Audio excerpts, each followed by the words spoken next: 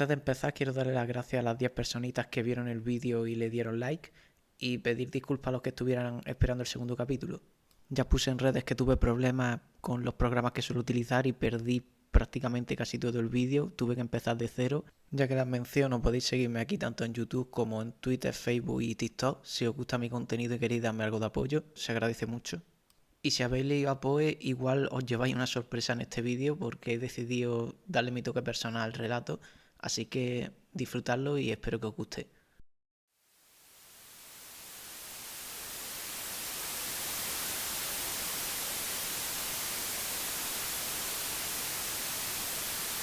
¡Colmillo blanco!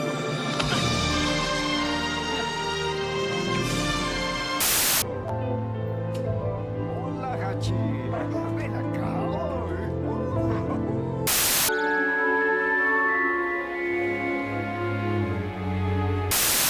Los gatos no hablan en casa. ¿No? ¿No? Bueno, se nota que eres la experta en estas cosas. Después de todo, yo solo soy un gato.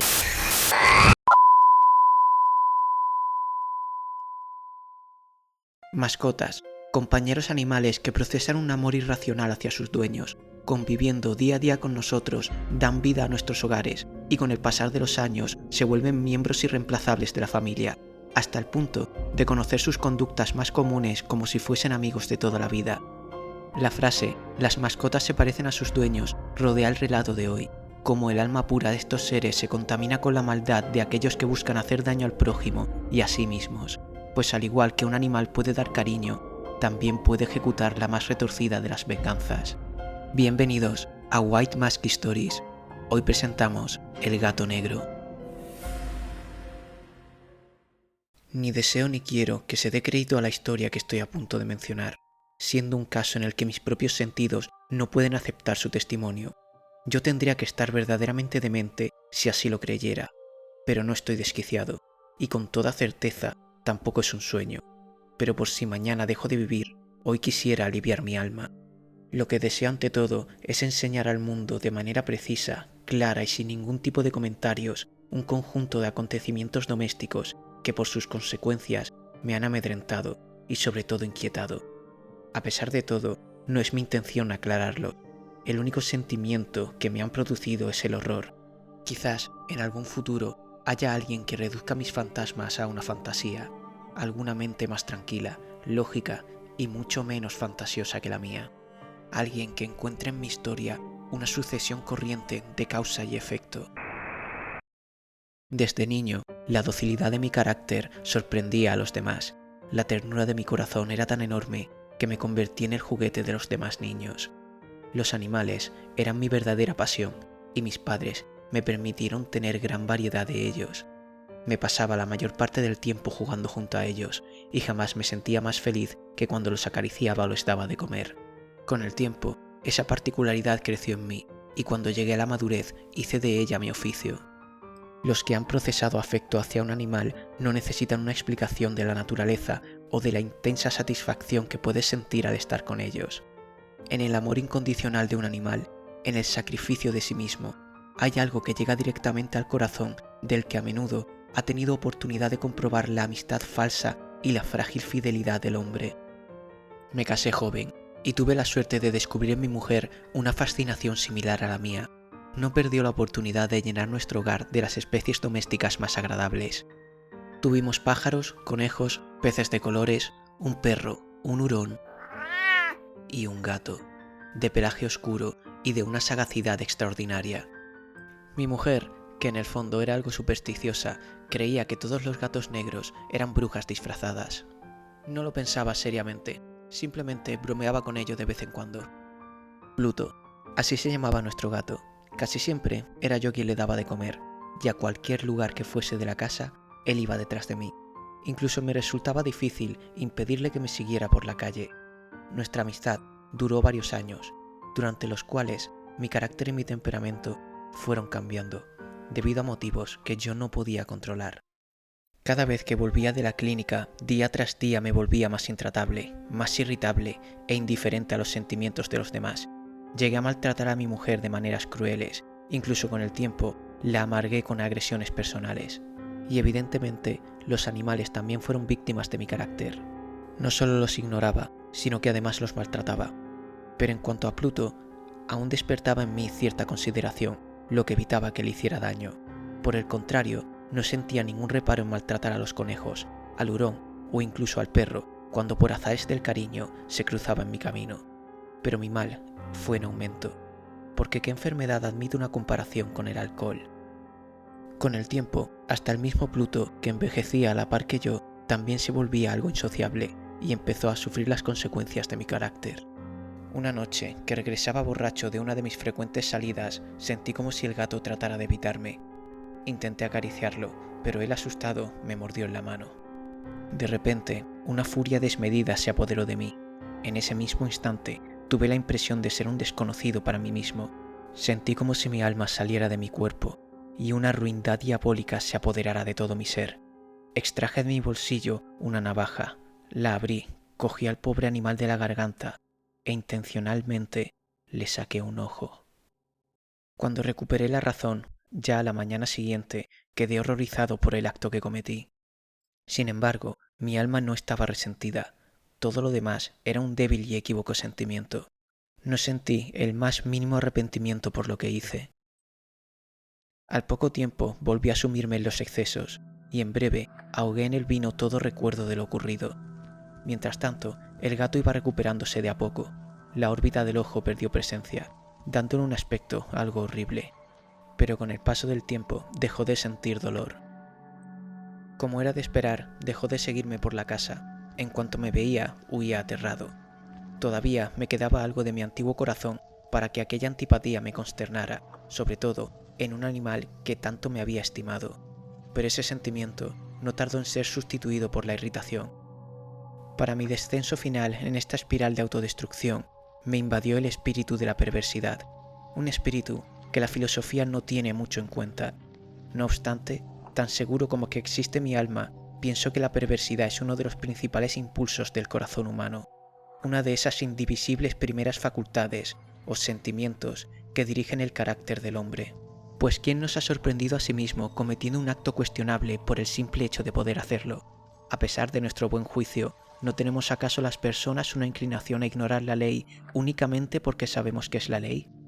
Este espíritu del que hablo fue el que me llevó a la ruina, el vivo, insondable anhelo del alma por atormentarse a sí misma, de violentar su propia naturaleza, de provocar el mal por amor al mal, me empujaba a continuar y finalmente a consumar el suplicio que había infligido al inocente animal. Una mañana, a sangre fría, pasé un nudo corredizo alrededor de su cuello y lo colgué de la rama de un árbol. Lo ahorqué, con mis ojos repletos de lágrimas, con el corazón lleno del más amargo desasosiego. Lo ahorqué porque sabía que él me había amado y porque reconocía que no me había dado ningún motivo para enfadarme con él. Lo hice porque sabía que al hacerlo cometía un pecado mortal que pondría en peligro a mi alma, hasta el punto de situarla, si esto fuese posible, lejos de la misericordia infinita del Dios más terrible y misericordioso. Esa misma noche, en mis sueños, sentí como si las llamas del infierno me quemaran, tan cerca que casi sentía como si el diablo me acogiera entre sus brazos de sangre hirviendo. Sofocado desperté. La casa estaba ardiendo. Cuando fui consciente de la situación, la casa ya se había convertido en una hoguera. Difícilmente conseguimos huir del incendio salvando a todos los animales que pudimos. Todo quedó totalmente destruido. Estaba arruinado y desde aquel día comencé a sumergirme en una profunda desesperación. Al día siguiente visité las ruinas. Solo quedaba una pared en pie. Esta única excepción la formaba un delgado tabique interior, ubicado casi en el centro de la casa, contra el que se apoyaba la cabecera de mi cama. Allí se reunía un gran número de personas, los cuales por sus murmullos parecían inquietados. Algunas personas revisaban el muro minuciosamente. Despertando mi curiosidad, decidí acercarme. Frente al muro se encontraban los restos carbonizados de Pluto. Aún conservaba parte de la soga con la que acabé con su vida. En cambio, lo que perturbó a los presentes era la sombra de hollín y cenizas que nacía desde los restos del animal, proyectándose en la pared blanca una figura, la cual recordaba extrañamente a la silueta de una persona. La imagen estaba plasmada con una precisión extraordinaria, a la par que siniestra. Ante esta aparición, mi asombro y terror fueron extraordinarios. Acudiendo a la reflexión con tal de calmar mis miedos, recordé que el gato había sido ahorcado en un jardín contiguo a la casa. Tras los gritos de alarma, el jardín fue invadido de inmediato por la muchedumbre, y el animal debió ser descolgado y lanzado a mi dormitorio con intención de despertarme. El desmoronamiento de las restantes paredes había comprimido a la víctima de mi crueldad contra el yeso recientemente extendido.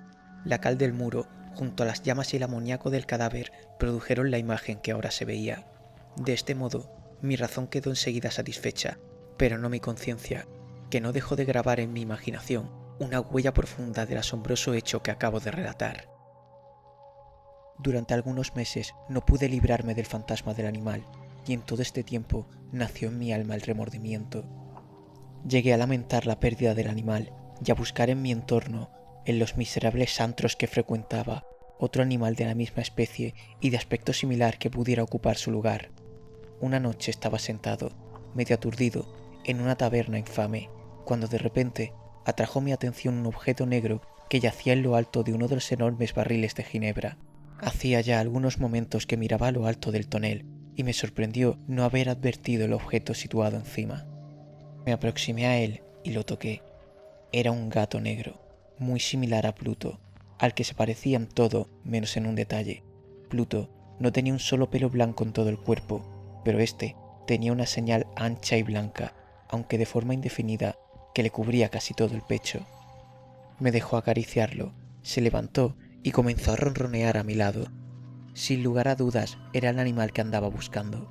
Rápidamente le propuse al dueño de comprarlo, pero este no mostró interés en el animal, ni lo conocía, ni lo había visto hasta aquel momento. Cuando me disponía a regresar a casa, el gato me siguió. Yo se lo permití, lo tomé en brazos y juntos hicimos el camino de vuelta. Al atravesar la puerta se encontró como si fuera su propia casa y rápidamente se convirtió en el mejor amigo de mi mujer. Por mi parte, pronto apareció en mí una antipatía hacia el animal. Era pues exactamente lo contrario de lo que yo había esperado. No sé cómo ni por qué, pero su ternura me disgustaba. Poco a poco, esta molestia se convirtió en una amargura, en un recordatorio de mi primera crueldad que me empujaba a evitar su presencia, impidiendo que lo maltratara. Durante algunas semanas me abstuve de tratarlo con violencia, pero progresivamente, y sin darme cuenta, llegué a sentir un inexplicable terror hacia el animal. Como si fuese la peste roja, traté de eludir su odiosa presencia. Lo que quizás aumentó mi odio hacia el gato fue lo que descubrí a la mañana siguiente de haberlo traído a casa. Al igual que Pluto, también había sido privado de uno de sus ojos, pero este hecho contribuyó a hacerlo más grato a mi mujer, que como había dicho ya, poseía una enorme ternura y sentimientos, un rasgo que en tiempos pasados había sido mi rasgo característico y la fuente de mis placeres más sencillos y puros. El cariño que el gato me demostraba parecía aumentar con el tiempo en proporción a mi odio. Con una perseverancia imposible de describir, iba siempre tras de mí. En cuanto me sentaba, se acurrucaba bajo la silla o saltaba sobre mis rodillas, cubriéndome con sus repugnantes caricias. Si me levantaba para andar, se metía entre mis piernas y me hacía caer, o bien clavaba sus largas y afiladas garras en mi ropa, trepando por ellas hasta mi pecho. En ese momento, aun cuando hubiera deseado matarlo con mis propias manos, en parte, el recuerdo de mi primer crimen me lo impedía, pero sobre todo, he de confesar el verdadero terror que sentía hacia ese animal. No era exactamente un mal físico, y sin embargo, me sería muy difícil definirlo de otra forma. Casi me avergonzaba admitirlo. Aún en esta celda de criminal, casi me avergüenza reconocer que el horror y el pánico que me inspiraba aquel animal había aumentado a causa de una de las fantasías más perfectas que es posible concebir. En numerosas ocasiones, mi mujer había llamado mi atención con respecto a la forma de la mancha blanca de la que he hablado, y que constituía la única diferencia perceptible entre el animal y aquel al que yo había quitado la vida. Cuando llegó a casa, la mancha blanca de su pecho tenía una forma irregular, poco definida, pero con el pasar del tiempo, de manera regular y de forma casi imperceptible, había terminado adquiriendo una nitidez rigurosa en sus contornos. Así es que mi razón se esforzó durante largo tiempo en considerarla como algo imaginario. Ahora era la imagen de un objeto que me hace temblar cuando lo nombro. Era lo que me hacía mirarme al espejo como un monstruo horrible y repugnante, y lo que, si me hubiera atrevido, me hubiese animado a liberarme del animal. La mancha de su pecho estaba adquiriendo la forma de la soga con la que ahorqué a Pluto. Tras aquel hallazgo, mi paranoia fue en aumento. Durante el día no me dejaba ni un solo momento, y durante la noche tenía recurrentes pesadillas con el gato. Sueños de una angustia casi insoportable, y cuando me despertaba, a causa del miedo y de la presión en el pecho, lo encontraba sobre mí, mirándome, juzgándome con aquellos ojos felinos. Bajo tales tormentos, acabó sucumbiendo lo poco bueno que quedaba de mí. Mis perversos pensamientos se volvieron aún más íntimos, sombríos, los más infames de todos los pensamientos. La tristeza acostumbrada de mi mal humor aumentó hasta hacerme odiar todas las cosas y a la humanidad en sí mismo. Mi mujer, sin embargo, jamás se quejaba. Era mi paño de lágrimas desde siempre, la más paciente víctima de mis repentinas, frecuentes e incontroladas explosiones de furia, a las que me entregué desde el momento en el que me torcí. Un día cualquiera, para una simple tarea doméstica, me acompañó al sótano de la vieja casa en la que nos obligaba a vivir nuestra situación. El gato, que me seguía por los agudos peldaños de la escalera, casi me hizo tropezar y caer de cabeza, lo que despertó la locura en mí. Tomé un hacha y, sin recordar el temor que me infundía el animal, me dispuse a matarlo de un solo golpe. Un golpe que hubiera sido letal si la mano de mi mujer no lo hubiera evitado. Sus gritos de dolor provocaron en mí una rabia diabólica. Aparté la vista de la mano amputada en el suelo y hundí el hacha en su cráneo para silenciarla. Había matado a mi mujer. En el mismo instante, como si mi mente fuese una fábrica, comencé a maquinar formas para deshacerme del cuerpo. Se me ocurrían varias ideas: enterrarla en el jardín, tirarla a un pozo, descuartizarla y quemarla en la chimenea, o trocearla y regalarla a mis vecinos, compartiendo un generoso trofeo de caza, incluso meterla en un arcón y que el mensajero se la llevase lejos de aquí. Pero finalmente, al observar mi alrededor, me decanté por una idea. Los muros no habían sido levantados con el cuidado habitual. Estaban cubiertos por una capa de yeso que la humedad no permitía que endureciese. Por otro lado, un saliente en uno de los muros, provocado por una chimenea artificial que luego fue tapiada. Al sacar unos ladrillos y examinar el interior, comprobé que era posible que el cadáver entrase en el hueco. Con ayuda de una palanca separé el resto de ladrillos y coloqué el cadáver en el hueco del interior. Acomodé los ladrillos y mientras elaboraba una mezcla de cal y arena para volver a tapiar la pared, alguien llamó a la puerta. A pesar de estar en un sótano, era imposible que alguien no hubiera escuchado a mi mujer gritar, por lo que con el corazón en la garganta subí las escaleras y me acerqué a la puerta. Al revisar el porche a través de la mirilla, comprobé que era el vecino de la casa de enfrente. ¿Se puede saber qué son esas voces? No son horas de andar molestando. Disculpe, caballero, no nos habíamos percatado. Intentaremos hacer menos ruido, respondí examinando mi camisa, manchada de tierra y salpicaduras, junto a mis mangas tiznadas con el color de la sangre. Salga a la puerta y discúlpese como es debido. Lo lamento, caballero, pero no estoy presentable. Mi mujer y yo estamos ocupados. Técnicamente no le mentí en ningún momento. Realmente estaba ocupado con mi mujer y no podía delatarme de una manera tan absurda. Haga el favor y dígale a su mujer que baje el volumen. Malditos degenerados, respondió molesto, regresando a su casa. Apoyé la espalda contra la puerta y lentamente me deslicé hasta sentarme en el suelo. Mi cuerpo estaba agotado, al contrario que mi mente, que no paraba de fustigarme por el acto que acababa de cometer. Un profundo resentimiento se aferraba a mi pecho. Desconcertado ante aquel sentimiento de arrepentimiento, o quizás de miedo, decidí alzar la vista, encontrando al culpable de mi cólera sentado frente a mí, mirándome, mientras hacía oscilar su rabo de un lado a otro, curioso ante mi siguiente movimiento. Me ocuparé de ti más tarde, respondí levantándome y regresando de nuevo a los escalones para descender al infierno. Tomé la mezcla de cal y arena y comencé a cubrir con ella el nuevo tabique. A medida que recomponía la pared, comprobaba que no parecía presentar la más leve señal de arreglo. Solo faltaba cubrir el espacio por el que la cabeza asomaba al exterior para empezar a limpiar la sangre. De vez en cuando cruzaba miradas con los ojos sin vida del cadáver.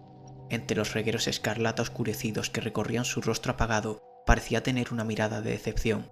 Más que plasmar el terror de los instantes en que vio su muerte o de arrepentimiento, por haber pasado parte de su vida contemplando mi atroz metamorfosis. Pero aquellos pensamientos no fueron lo peor. Era como si una fuerza mayor, un poderoso ente inexplicable, estuviera dispuesto a castigarme, pues mi corazón dio un vuelco al reconocer un sonido tan familiar que en estos instantes era para mí como escuchar las trompetas del apocalipsis avecinándose. A pocos pasos de terminar, nuevamente llamaron a la puerta. Repetí el mismo recorrido. Era como si caminase por el corredor de la muerte una segunda vez. Acerqué el ojo a la mirilla y descubrí el aspecto de mi verdugo. Era la vecina de la casa de al lado, una solterona con la que, para mi desgracia, mi esposa había entablado amistad mientras pasaba las noches embriagado. «No seas cobarde, sé que estás ahí», se pronunció con firmeza. «¿Puedo ayudarte, vecina?», pregunté con el corazón en la garganta. «Sabes perfectamente qué hago aquí, vivimos pared con pared». «Pues sí que has tardado en aparecer», respondí descarado tratando de echarla. «Estaba dudando entre llamar a la policía o presentarme en tu puerta, y ya ves cuál ha sido el resultado». Aporreó la puerta con un golpe seco. Me alejé sobresaltado, lo que hizo que mi ira entrara en ebullición. «Quien llamará a la policía seré yo como sigas así», advertí tratando de controlar el tono. «La he escuchado gritar. Como te hayas atrevido a ponerle la mano encima, vas a tener un problema», me devolvió la amenaza. «Mi matrimonio no es asunto tuyo. ¿Por qué no te buscas un marido al que incordiar?» «Abre la puerta», me ordenó. Me alejé de la puerta para responder. «Estoy marcando a la policía», advertí falsamente tratando de que se marchara. «Sé lo que le hiciste al gato», me lo contó en una de esas noches que te esperaba regresando a casa borracho. Mi mirada, inyectada en rabia, pasó de la entrada al punto más alto de la estantería junto al teléfono de pared. Allí estaba, recostado sobre el tablón de madera, observándome desde las alturas con ojos dilatados, como si observara curioso la reacción de un delicioso roedor. «¿Qué vas a hacer ahora?» «Ahora que hago memoria, ya son varias las veces que los agentes te traen de algún antro hasta tu casa. Maldito impresentable, ¿de verdad crees que tienes el favor de alguien? Sé cómo la tratas y sé qué hacer y decir para que echen esta puerta abajo». Mi razón se abrió paso entre la densa nube de desprecio y repulsión que sentía por esa mujer en ese instante, logrando mantener mi mente serena. «Déjame verla y me iré». Me dirigí con paso firme a la entrada, liberé el cerrojo y entreabrí la puerta, ocultando mi cuerpo al otro lado y asomando parte del rostro al exterior. Por cómo cambió su postura, era obvio que percibía mi inhumano enfado, y yo su claro malestar ante mi presencia. «¿Dónde está?», preguntó recuperando su voz desafiante. «En la cama. Ha sido un día largo. Discúlpame, de verdad. Hemos discutido otra vez», respondí, buscando una comprensión que no merecía. «Ya, no discutís. Te aprovechas de ella para liberarte de tu frustración de mierda. Sé cómo son los hombres como tú», dijo tratando de escudriñar por el hueco de la puerta. Claramente se lo impedí sin delatarme. «Eso seguro. Ya he perdido la cuenta de los que han pasado por tu porche este mes». Traté de humillarla sin éxito. No se marcharía a menos que le diese un motivo de peso. «Dile que venga. Quiero verla». «Pues ve a buscarla». Salió por la puerta trasera. No sé a dónde fue. Respondí, casi sin analizar la respuesta. «Hubiera venido a mi casa. Siempre lo hace». El maullido de Pluto me distrajo. Unos segundos en los que dejé un espacio entre la calle y el pasillo. Una ventana suficientemente amplia para pasar. Empujó la puerta hacia mí, golpeándome la cabeza y cayendo al suelo desorientado mientras ella gritaba su nombre. Su primera reacción fue ir al dormitorio, pero la retuve a tiempo atrapándola por el brazo. «¿Qué crees que estás haciendo?», grité amenazantemente, a lo que respondió, arañándome la cara con malicia. Las heridas recién abiertas ardían como el fuego que arrasó mi primera casa. Me llevé la mano al rostro dolorido. Liberada, se dispuso a subir las escaleras, cuando por azares del caótico forcejeo, se fijó en el gato, que asustado, o con el objetivo de hacerme caer en la miseria, huyó por las escaleras al subterráneo. En la misma fracción de segundo abandonó su primer destino para seguir a Pluto, inconsciente de que estaba descendiendo al mismísimo infierno. «¡No entres al sótano!», grité, más como súplica que amenaza, pues apenas me quedaban fuerzas para el acto que estaba a punto de cometer. La sangre estancada en el sótano, seguramente, fue el advenimiento de la escena que congelaría sus cuerdas vocales al reconocer el rostro de su amiga en el hueco de la pared, sin vida, con una herida mortal que pronto ambas compartirían. No hubo gritos de auxilio ni ruegos por su vida. Tomé aire y tan pronto como recogí el hacha del descansillo, hundí el metal ensangrentado en su cráneo de la misma forma en la que ejecuté a mi mujer. No vi sus lágrimas, ni su mueca de espanto ante lo que presenció, solo un cuerpo desplomándose por los escalones junto al arma del crimen. La tortura aún estaba lejos de acabar.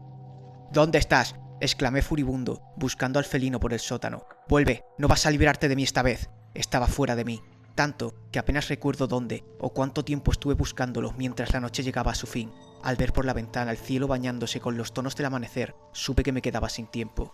Hice un esfuerzo titánico por expulsar los demonios que me poseían, analizando, desglosando cada imagen en mi mente para buscar una solución con la que salvar la minúscula parcela de cordura que aún sobrevivía en mi mente. Y fue en ese recóndito lugar de mi subconsciente que logré encontrar una posible salida. En mi regreso al sótano cerré la entrada, pues se mantuvo abierta desde el momento en el que entró. No di importancia a tal garrafal error, pues ahora más que nunca el tiempo jugaba en mi contra.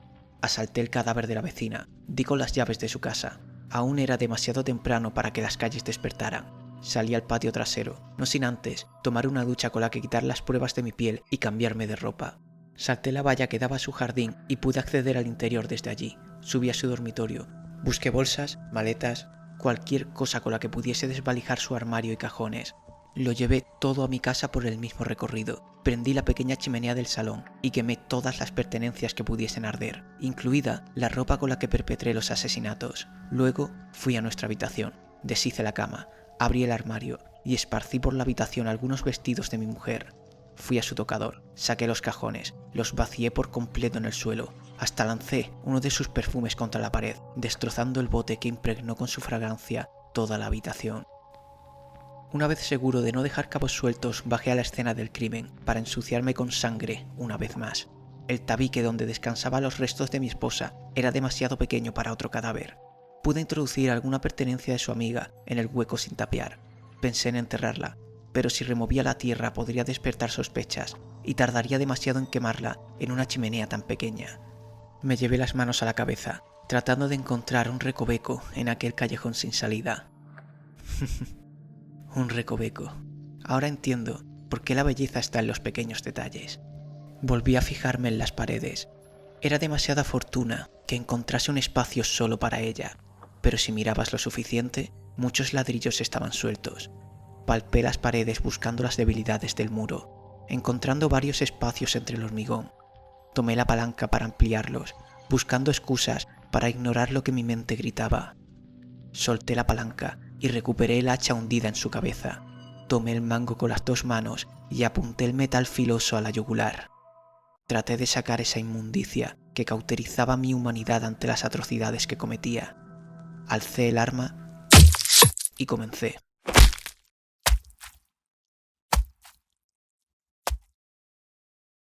Tal y como esperaba, a la mañana siguiente se presentaron 2 agentes en mi puerta.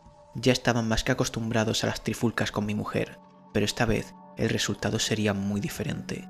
Saqué lágrimas del agotamiento y de mis recuerdos más emotivos con el propósito de empequeñecerme ante ellos. Ver a un alcohólico fusilánime antes que a un asesino ayudaría a ocultar mis intenciones, aunque me humillase de aquella manera. Solicité que me llevaran a las comandancias para denunciar la desaparición de mi mujer, y allí conté la historia que maquiné durante toda la madrugada. Discutimos, como de costumbre, solo que esta vez, harta de mis desprecios, tuvo la iniciativa de marcharse. Traté de impedírselo y forcejeamos en la habitación, a lo que respondió huyendo de casa con lo poco que le dejé llevarse. Al no haber pasado las 24 horas desde que se marchó, tendría que esperar, lo que me permitió afinar mi historia y encargarme de cierto felino cuyo sentimiento que le procesaba iba más allá del desprecio. Extrañamente, no di con él, en ningún rincón de la casa. Hizo bien en desaparecer, apreciaba las vidas que le quedasen.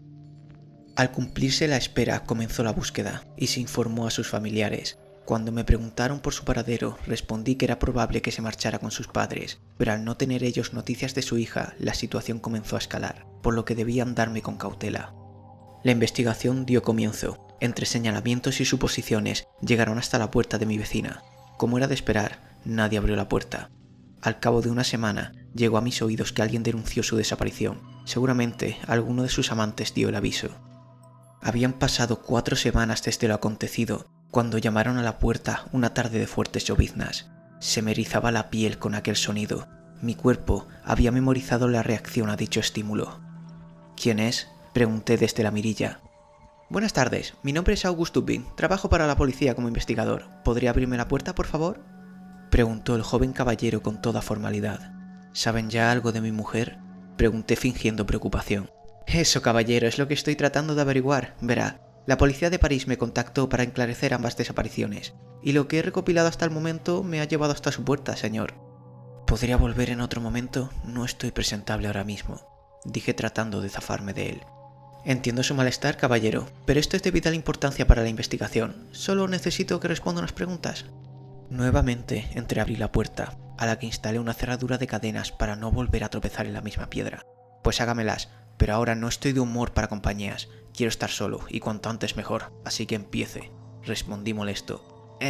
¿Aquí en su porche? El clima no acompaña. ¿No estaría más cómodo en el interior, sentado junto a su chimenea? Insistió nuevamente. Era evidente sus intenciones. ¡Empiece! De acuerdo, no hay por qué alterarse. A ver, ¿podría explicarme los hechos de nuevo, por favor? Aquel chico estaba sacándome de mis casillas. Si era un investigador, claramente le faltaba experiencia. O al menos, eso era lo que intentaba transmitir. De verdad, hable con la policía si es lo que necesita. Cada persona tiene una versión de los hechos, caballero. Me gustaría escuchar la suya. Quizá viese algún detalle que a los demás se les escapa. Explicó con aquel semblante, un aura de curiosidad que desprendía fascinación más que repulsión hacia mí. Era algo desconcertante. Si buscaba detalles, entonces debía andarme con ojo, pues desconocía qué información tenía sobre mí o la investigación. En cambio, no me sentía amenazado. Por su cara no parecía ni percatarse de que estuviera lloviendo, pero de un momento a otro podría estar contra la espada y la pared. Aprovechando mi duda, August se pronunció. «Tengo entendido que usted fue veterinario», preguntó pillándome completamente desprevenido. «Sí». «¿A qué se dedica ahora?» «Construcción». «Un cambio bastante drástico. ¿A qué se debió?» «Digamos que comencé a convertirme en la muerte para aquellas criaturas. Animal que intervenía, animal que perecía. Tendrían más posibilidades con una inyección letal que conmigo». «Caray, una mala racha la tiene cualquiera, aunque siempre puedes echar un buen conejo al guiso si le ha llegado la hora». «Me parece que tenemos visiones muy distintas, señor Dupin. Si yo le contara, simpatiza mucho con ellos por lo que veo».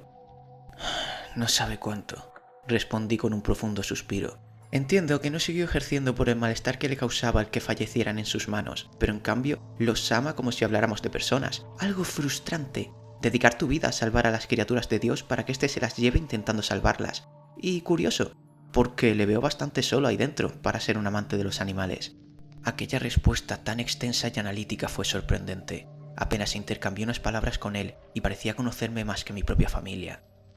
«¿Cuánto sabe de mí, señor Dupin?», pregunté con el mismo tono que utilicé con la vecina. «Me halaga que lo pregunte. Me he tomado la molestia de hablar con sus familias, tanto la suya como la de su mujer, con los vecinos y las diligencias. Sí, los compañeros le conocen bastante bien, señor», respondió haciendo memoria como un niño tratando de recordar los recados de su madre. «Entonces ya está al tanto de mi problema. Y de muchas más cosas. ¿A dónde pretende llegar? A que su versión de los hechos, o al menos la que me dieron mis compañeros, no encaja con lo que tengo, y me gustaría que me contase la suya antes de mandar un informe a la policía». Permanecí observándolo unos segundos, buscando intimidarlo, aunque él ya era consciente de que no me agradaba, o al menos quiero pensar que lo intuía, pero sus reacciones y postura eran tan difusas que no lograba leerle. Permaneció allí, mirándome con ojos de cordero, como si un halo a su alrededor lo protegiese de mis malas intenciones. No podía mentirle. Desconocía por completo lo que tenía en esa cabeza, y si reculaba, si lo echaba de mi porche, despertaría sospechas mayores. Hiciese lo que hiciese, había muchas posibilidades de que la policía atravesase esta puerta que mantenía cerrada con las fuerzas de mi propia alma. ¿Qué quiere que le diga que no se haya contado ya? No quiero que me repita la historia, quiero que me la cuente usted. No sé si me entiende. No le entiendo. Es que no me ve. Usted cree que estoy para rememorar esa noche. No he hecho más que alejar a todo ser que me ha procesado el más mínimo cariño. Y como bien deduce usted, estoy solo. No me queda nada más que esta casa y mi trabajo. Mi mujer hizo bien en alejarse de mí, en abandonar a este maldito desgraciado. No la trataba bien y le ponía la mano encima si es lo que quería oír. Soy consciente de la clase de persona que soy, y hace tiempo que hago caso omiso de las habladurías de la gente. Solo trato de abstenerme el tiempo que aún me quede en esta vida, y seguiré hasta que mis riñones fallen o reúna el valor para ponerle fin yo mismo. ¿Le ha valido este testimonio? Ha sido más un desahogo que un testimonio, pero no se preocupe, no le molestaré más. Que disfrute de la tarde. Divisé entre la lluvia la casa del vecino y fui atando cabos. ¿Qué probabilidades había de que un anciano hubiese visto el forcejeo entre la amiga de mi mujer y yo? De todas formas, ya era consciente de los errores que cometí. Los días posteriores a los asesinatos me planteé huir, pero no tenía recursos suficientes para abandonar la casa. Ni siquiera podía comprar un maldito billete de tren, así que, aunque quisiese, no llegaría muy lejos. Debía mantenerlas ocultas a toda costa cuando la policía llegue.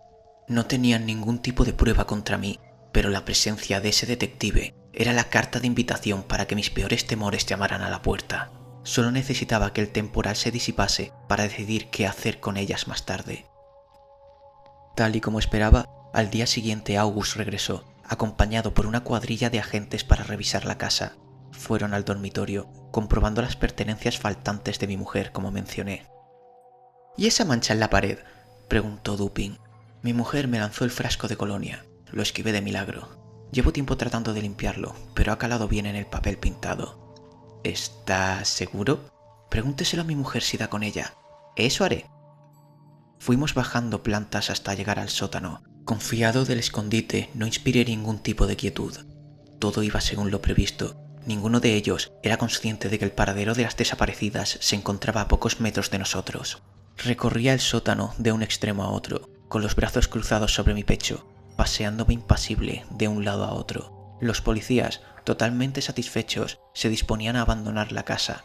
Era demasiado júbilo el que sentía mi corazón que casi no podía reprimirlo. Sentía la ardiente necesidad de decir una palabra a modo de triunfo con la que hacer evidente mi falsa inocencia. Por desgracia, para Dupin, no era suficiente. Espero que con esto se disipen las sospechas hacia mí y, por favor, infórmenme sobre cualquier avance. Rogué falsamente en el ascenso.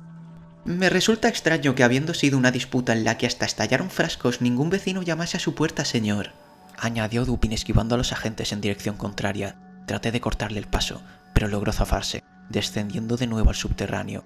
Sí, mi vecino de enfrente nos escuchó y llamó a la puerta molesto. Respondí tras él, tratando de apagar la mecha de mi furia. Curioso, porque leí su primer testimonio y no figura ninguna visita aquella noche, respondió escarbando en los hechos.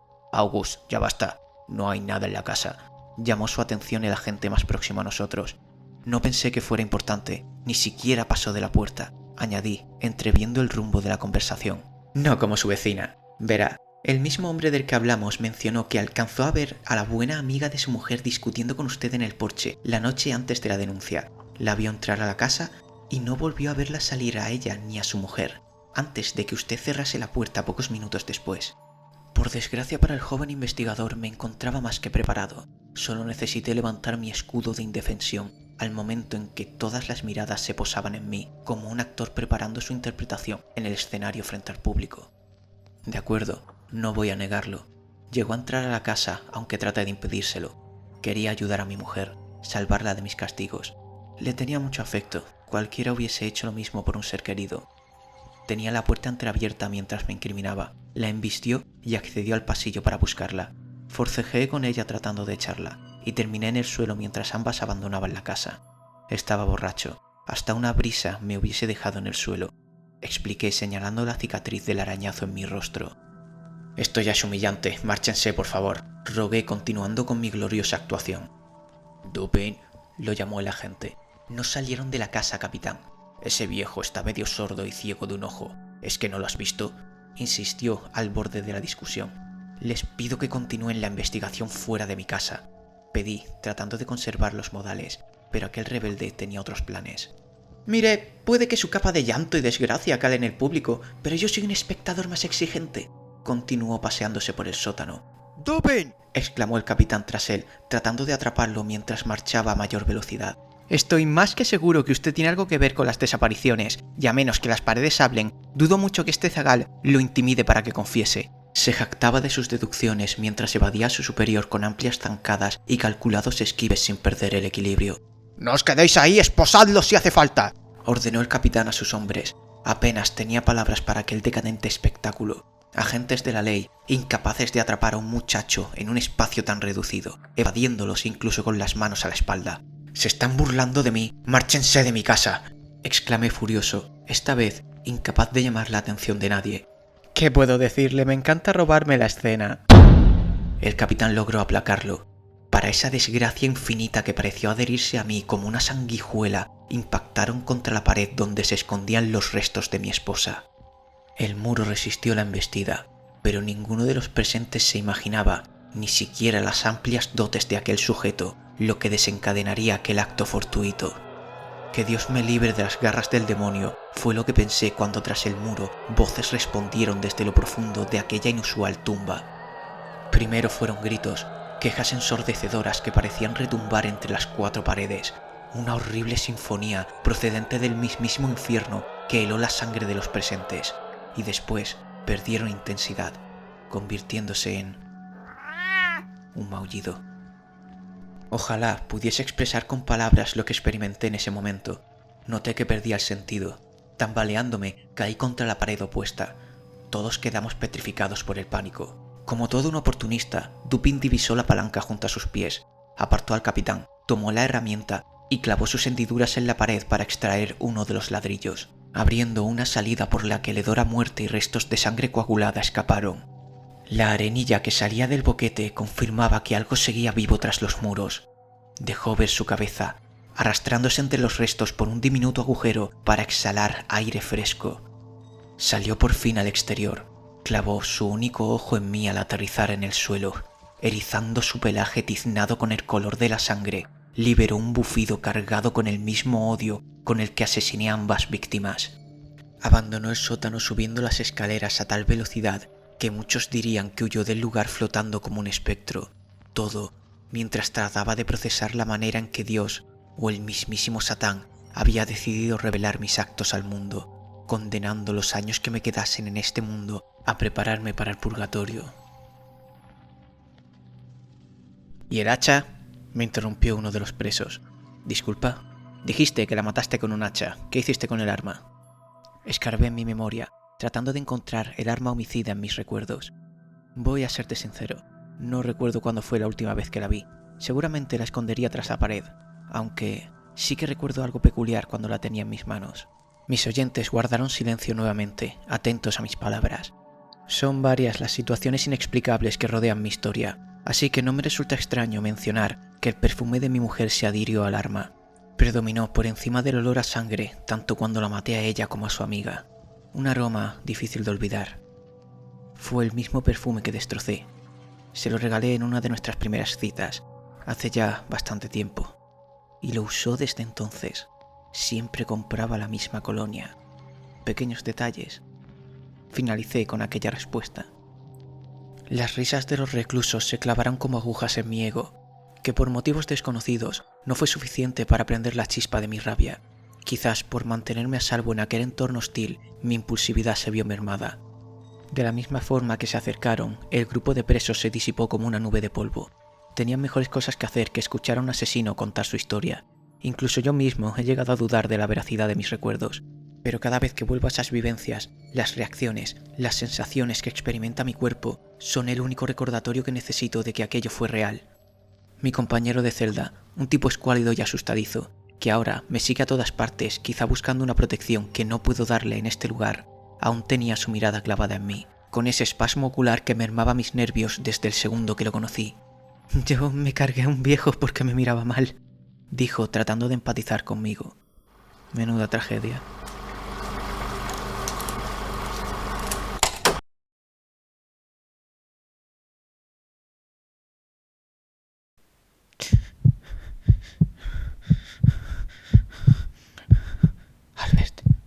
Albert, ¿qué quieres, Hag? ¿Lo escuchas? No puedo escucharlo. Los latidos